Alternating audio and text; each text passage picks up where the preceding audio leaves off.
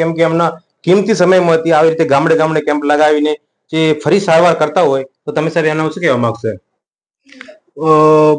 આ કેમ્પ અમે રાહ અને આજુબાજુના ગરીબ દર્દીઓને મદદરૂપ થઈ શકે એ હેતુથી બનાવ્યો હતો. આપ જોવો છો કે આજના સમાજમાં ઘણી ગેરમાન્યતાઓ રહે છે.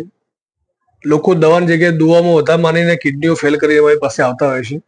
તો એ દર્દીઓને માહિતગાર કરી વધુમાં વધુ લોકો એ ગેરમાન્યતામાંથી બહાર આવીને આજ સરકારશ્રીના આશીર્વાદ રૂપે આયુષ્યમાન કાર્ડ મળે છે, જેમાં દવાઓ, રિપોર્ટો, ઓપરેશન, આવવા જવાનું ભાડું સુધી એ કાર્ડમાં ઇન્ક્લુડેડ છે. તો આવા કન્ડિશનમાં દર્દીઓએ એ લાભ લેવો જોઈએ, મહત્તમ લાભ લે, ગેરમાન્યતા દૂર કરે અને સ્વસ્થ રહે એ આશયથી અમે ફ્રી દવા સાથેનું આ કેમ્પ આયોજન કર્યું હતું.